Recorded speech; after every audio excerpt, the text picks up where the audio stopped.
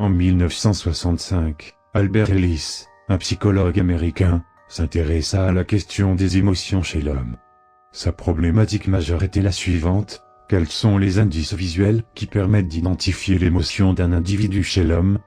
Pour trouver ces différents indices visuels, le docteur Ellis mit en place une expérience mobilisant une école entière où il fut demandé à plus de 900 élèves de dessiner plusieurs visages, chacun ayant une émotion différente. Les élèves durent dessiner 4 visages, un joyeux, un triste, un en colère et un effrayé. Plus de 3600 dessins furent réalisés et envoyés au bureau du docteur Ellis.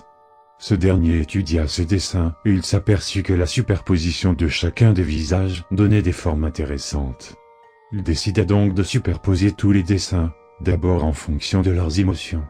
Voyant que cela ne donnait rien de concret, il superposa tous les visages et cela donna un résultat plutôt impressionnant, un visage qui semblait joyeux.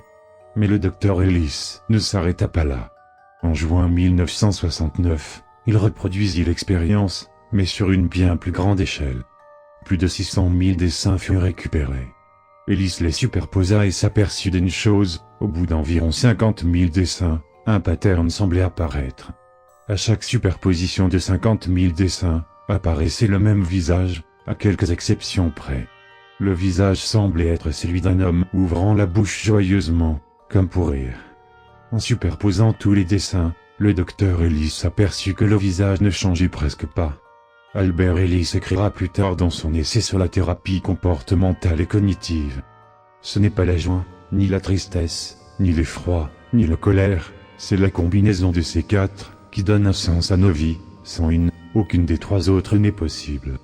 C'est sur son lit de mort que l'individu pense à sa vie, à ses expériences, à ses moments de joie, au moment où il était triste, au moment où il était en colère et à ceux où il avait peur.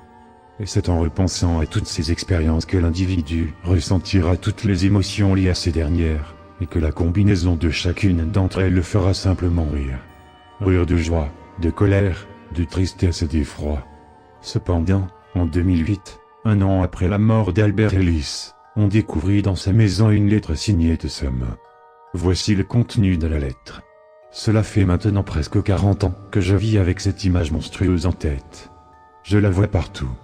Quand vous observez des choses qui vous font penser à des visages humains, comme une structure sur Mars, des trous dans un mur, un dessin sur une feuille ou un de vos proches, vous la voyez. Nous la voyons tous, elle nous est tous familière, mais personne ne la connaît. Son visage est partout, il vous suffit de fixer n'importe quel visage assez longtemps pour la voir apparaître. J'ai décidé d'appeler ce phénomène le visage de Black Mesa. J'ai longtemps cru que ce visage était synonyme de joie et d'amour, mais mes dernières observations m'ont ouvert les yeux.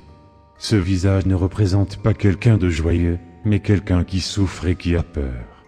Les seules images existantes de ce phénomène se trouvent dans mes bureaux, à New York. Merci de toutes les détruire au plus vite.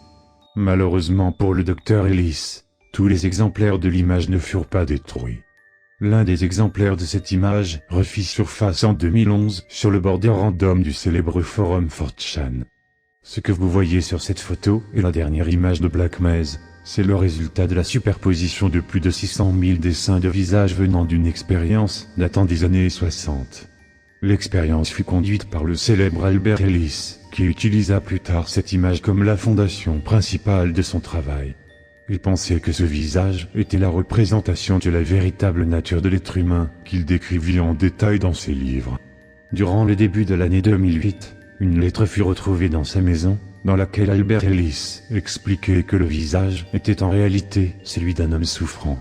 Il y demandait également que toutes les images de Black Mesa soient incinérées. Mon père était l'un de ceux qui étaient chargés de brûler les images, mais il a refusé de toutes les faire disparaître. Il a donc décidé d'en garder une sans que personne s'en aperçoive.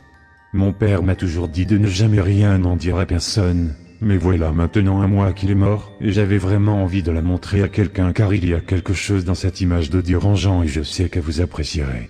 Alors, qu'en pensez-vous? Commentaire, supprime ça. Bien que l'exemplaire original de l'image soit flou sur la photo, un utilisateur parvint à faire une reconstitution presque exacte du visage.